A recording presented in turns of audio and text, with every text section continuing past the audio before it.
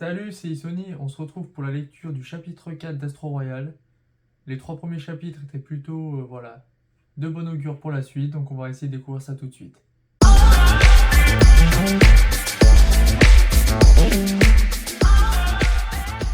Ok, donc on se retrouve à Ikebukuro. Alors, si on parvient à rallier Kuran à notre cause, Ku nous suivra sans aucun doute. C'est une vraie sangsue ce type. Ibaru, on n'a pas besoin de lui. Ok. Ok, d'accord, donc là, il y a un voleur qui vient de voler une meuf. Une femme, une femme plutôt, qui vient de voler une femme. Ok, donc là, il y a une fille dans la rue qui écrit à l'aide. Il a volé mon sac à main. Ça va, mademoiselle, c'est votre sac? Merci. Les flics sont à peine présents depuis la chute de météorites, mais on dirait qu'Ikebukuro est en sécurité.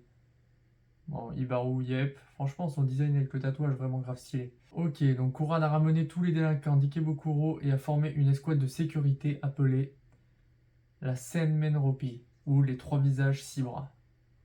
Alors la ville est en sécurité grâce à eux.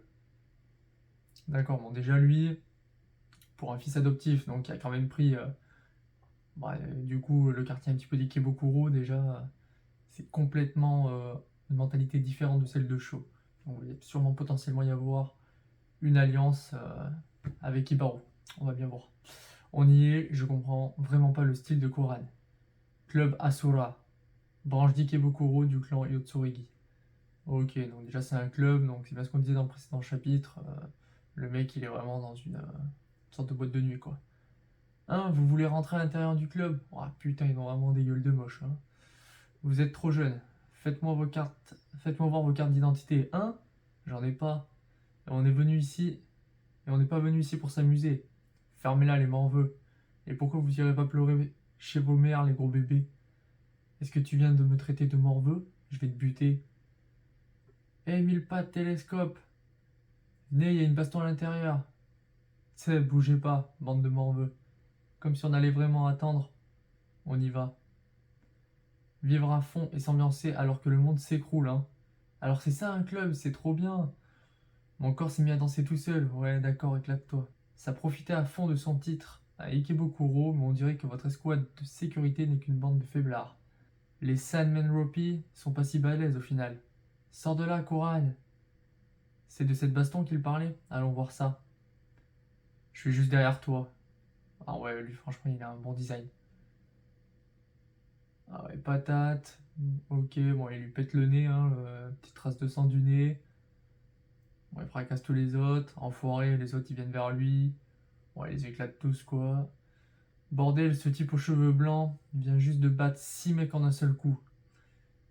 Et tout ça en restant totalement inexpressif. Donc, Ibaru, ses Kuran, pardon, on le reconnaît direct, donc il est content, il va aller le revoir. Combattant de rue, numéro 1 du clan, il est à la tête du Senmenropi Kuran Yotsurigi. Du coup, 10e fils adoptif. Ouais, putain, lui, franchement, il a un bon design. En plus, cheveux blancs. Ah, je me dis qu'en animé, ça va rendre plutôt pas mal quand même. Bon, du coup, tous ceux qui sont à la teuf, ouais, c'était de la balle. C'est donc lui, l'impitoyable Kuran des Sanmenropi. Ouah, désolé, vous occupez pas de moi, profitez de la fête. Tu vois derrière ce visage inexpressif, c'est un chic type, c'est tyran. Ouais, vraiment. Kuran, content que tu ailles bien. Ibaru, hé, c'est ces maudits gamins. Ok, donc là, bon, il se retrouve un petit peu, on va dire, dans la zone privée, quoi. Désolé, vous avez fait tout ce chemin pour moi, mais écoutez, je ne peux pas vous rejoindre. Hein? Pourquoi pas? Parce que Kuran n'est pas en position de prendre ce genre de décision. Comment ça? T'es bien le chef d'Ikebukuro, pas vrai? Qu'est-ce que tu caches, l'inexpressif? Je ne suis plus le chef. Ah putain! Ah ouais, donc lui c'est le merdeux qu'on voyait à l'enterrement du père.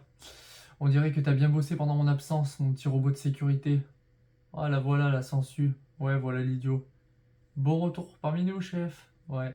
Écoutez-moi, vous deux, je suis le nouveau chef d'Ikebukuro et vous feriez mieux de ne pas l'oublier. Tu te fous de moi? T'es le plus faible du clan. Il paraît que personne ne s'attendait à ce qu'une chute de météorite me permette de renverser mon frère, pas vrai? Ah ouais, ok, donc ça veut dire que son frère... D'accord. Donc en fait, Kuran, le frère, lui, il a pas dû être touché par la météorite, donc il doit pas avoir d'astro. Et donc son petit frère qui gros côté branleur un petit peu relou, lui il a été touché, donc du coup grâce à son pouvoir, il a pu renverser son frère. Ce monde m'a toujours traité comme de la merde. Je tenais ce briquet quand j'ai fait le souhait de tout mettre en pièces. D'accord, donc là le mec... Ah franchement on dirait le Docteur Octopus quoi. Voilà. Allez, une petite référence à Marvel, tout, Spider-Man, Docteur Octopus. D'accord, donc coup, c'était le petit frère. J'ai défié Kuran en duel et j'ai gagné. Ah, tu m'étonnes, mec. C'est comme si t'avais un super pouvoir en plus, c'est normal, mon gars. Grâce à mon nouvel astro, Asura. D'accord. À présent, Kuran et les Senmenropi ne sont rien de plus que mes petites marionnettes. Tes marionnettes, hein? Quoi? Ça te pose un problème? Ça veut dire qu'ils m'appartiendront si j'arrive à te battre, c'est ça? Hein? Donc ok, ouais, franchement, il baroue la classe. Il est hors de question que Kuran et les Senmenropi appartiennent à quelqu'un qui ne respecte pas le clan. Hein? Pourquoi il est si fâché? C'est comme ça qu'il est. Il est simplé. D'accord. Coup, je te défie en combat singulier. Parfait, parce que t'es la première personne que je voulais tuer. Petit profiteur. Ok.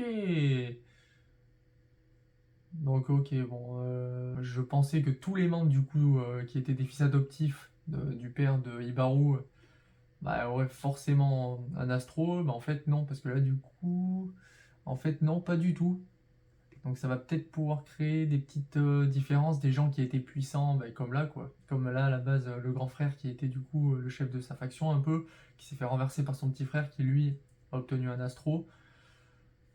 Donc ouais, bon, prochain chapitre, je pense que ça devrait donner la baston entre Ku et Ibaru. Je pense que ça va pouvoir être un combat un peu stylé. Mais bon, ouais, je pense qu'Ibaru il va gagner, hein, forcément.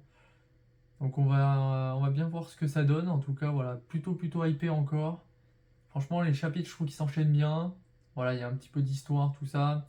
Je pense que comme dans Tokyo Revengers, il va y avoir des petits... voilà, il y aura forcément un, deux ou trois personnages voilà, qui vont être très manipulateurs. Donc il y aura des petits retournements de situation. On va voir ce que ça donne. En tout cas, voilà. Fin de la petite review de ce chapitre 4. Plutôt cool. Bon, on suppose qu'Ibaru, il va éclater le coup, hein, c'est tout ce qu'on souhaite. Peut-être pas en un coup comme la dernière fois, mais un peu plus d'action. En tout cas, voilà, n'hésitez pas à me dire ce que vous avez pensé, encore une fois, de ce chapitre. Si ce format vous plaît, n'hésitez pas à commenter, à partager. Et on se retrouve très vite pour la suite d'Astro Royal.